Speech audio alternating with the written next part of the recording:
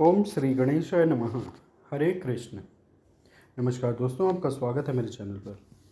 पुरुषोत्तम मास महात्म्य, अधिक मास महात्म्य, अध्याय 13। ऋषि लोग बोले, हे सूत, हे महाभाग, हे सूत, हे बोलने वालों में श्रेष्ठ, पुरुषोत्तम के सेवन से राजा दृढ़ धनवा, शोभन, राज्य, पुत्र आदि तथा पतिव्रता स्त्री को किस तरह प्राप्त किया और योगियों को भी दुर्लभ भगवान के लोक को किस तरह प्राप्त हुए। हे तात, आपके मुख कमल से बार बार कथा सार सुनने वाले हम लोगों को अमृत पान करने वालों के समान कथामृत पान से तृप्ति नहीं होती है। इस कारण से इस पुरातन इतिहास को विस्तार पूर्वक कहिए। हमारे भाग्य के बल से ही ब्रह्मा ने आपको दिखलाया है। सूत जी बोले, हे विप्रलोक, सनातन मुनि नारायण ने इस पुरातन इतिहास को नारद जी के प्रति कहा है, वही इतिहास इस समय मैं आप लोगों से कहता हूँ। मैंने जैसा गुरु के मुख से राजा दृढ़ धनवा का पापनाशक चरित्र पढ़ा है, उसको सब मुनि श्रवण करें। श्री नारायण बोले, हे भ्रमण नारद, सुनिए, मैं पवित्र करने वाली गंगा के समान राजा दृढ़ धनवा की सुंदर तथा प्राचीन कथा कहूँगा। है देश का रक्षक, श्रीमान बुद्धिमान तथा सत्य पराक्रमी चित्रधर्मा नाम का राजा भया। उसको दृढ़ धनवा नाम से प्रसिद्ध अति तेजस्वी, सब गुणों से युक्त, सत्य बोलने वाला, धर्मात्मा और पवित्र आचरण वाला पुत्र हुआ। कान तक लंबे नेत्र वाला, चौड़ी छाती वाला, बड़ी भुजा वाला, महातेजस्वी वह राजा दृढ़ धनवा प्रशस्त गुण समूहों के साथ साथ बढ़ता भया।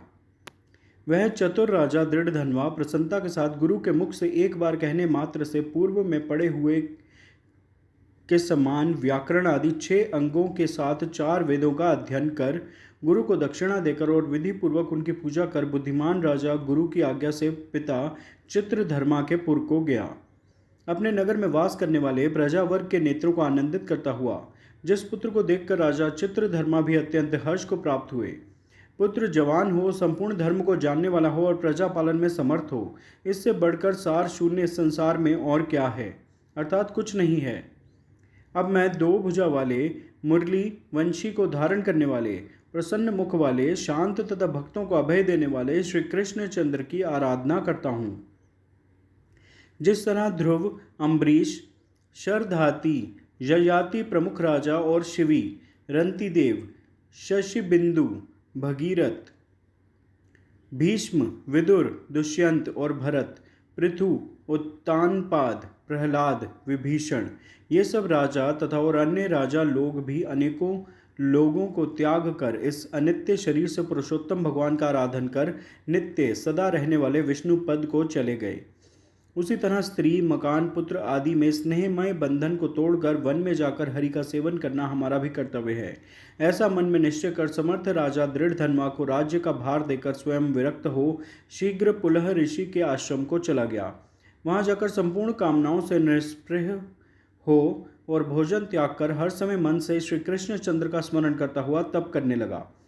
कुछ समय तक तप करके वह राजा चित्रवर्मा हरि भगवान के परम धाम को चला गया।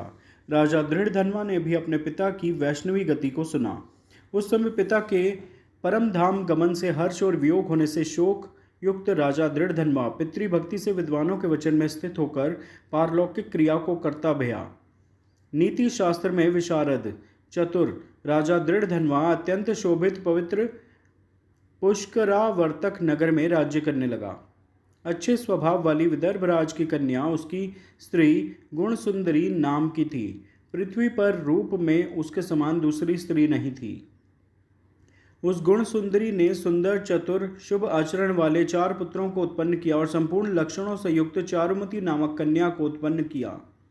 चित्रवाक, चित्रवाहा, मणिमान और चित्रकुंडल नाम वाले वे सब बड़े मानी शूर अपने अपने नाम से पृथक विख्यात होते भये। राजा दृढ़ धनवा गुणों करके प्रसिद्ध, शांत, दांत, दृढ़ प्रतिज्ञ, रूपवान, गुणवान, वीर, श्रीमान, स्वभाव से सुंदर, 4 वेद और व्याकरण आदि 6 अंगों को जानने वाला, वाग्मी अर्थात वाक चतुर, धनुर्विद्या में निपुण, अरिष्ट वर्ग, काम, क्रोध, लोभ, मोह, मद और मत्सर को जीतने वाला और शत्रु समुदाय का नाश करने वाला, क्षमा में पृथ्वी के समान, गंभीरता में समुद्र के समान, समता, समव्यवहार में पितामह ब्रह्मा के समान, प्रसन्नता में शंकर के समान, एक पत्नी व्रत, एक ही स्त्री से विवाह करने का व्रत को करने वाले दूसरे रामचंद्र के समान अत्यंत उग्र पराक्रमशाली दूसरे कार्तवीर्य सहस्त्रार्जुन के समान था। नारायण बोले, एक समय रात्रि में शयन किए हुए उस राजा दृढ़ धर्मा को चिंता हुई कि अहो, यह वैभव संपत्ति किस महान पुण्य के कारण हमें प्राप्त हुआ है। ना तो मैंने तप किया, ना तो दान किया, ना तो कहीं पर कुछ हवन ही किया। मैं इस भाग्योदय का कारण किससे पूछूं। इस प्रकार चिंता करते ही राजा दृढ़ धर्मा की रात्रि बीत गई। प्रातःकाल ब्रह्म मुहूर्त में उठकर विधि पूर्वक स्नान कर उदय को प्राप्त सूर्य नारायण का उपस्थान कर भगवान की कला की पूजा कर अर्थात देव मंदिरों में जाकर देवता का पूजन कर ब्राह्मणों को दान देकर तथा नमस्कार करके घोड़े पर सवार हो गया।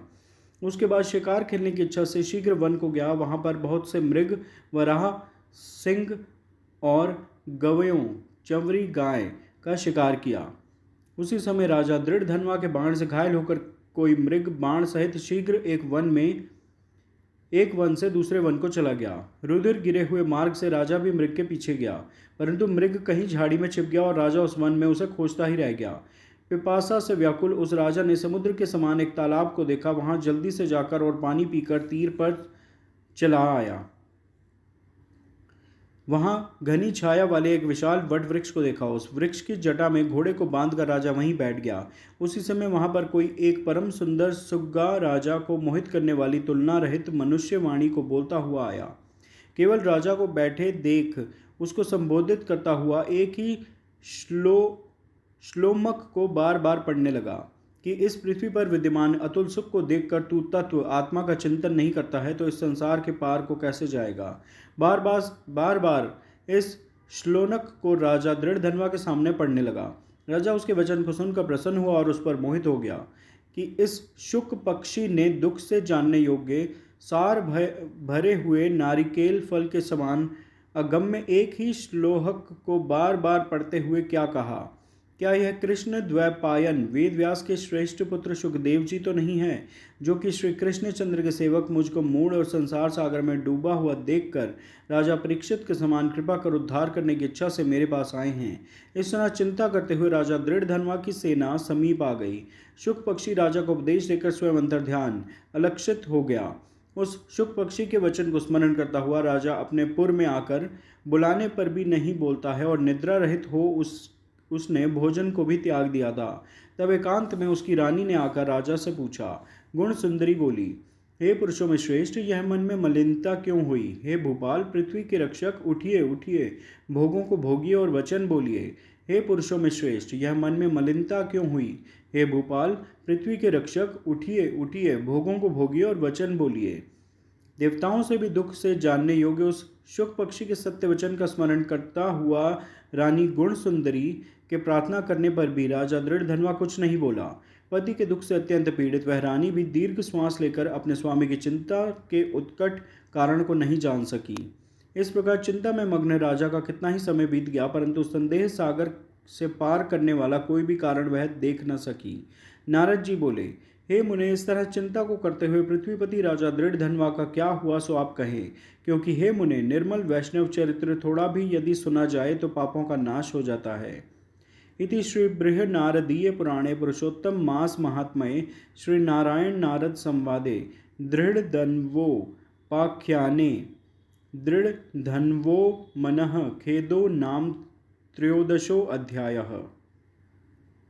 आप सब प्रेम से मेरे साथ बोलिए, श्रीमन्नारायण नारायण हरि हरि, भजमन नारायण नारायण हरि हरि, तेरी लीला सबसे न्यारी न्यारी हरि हरि।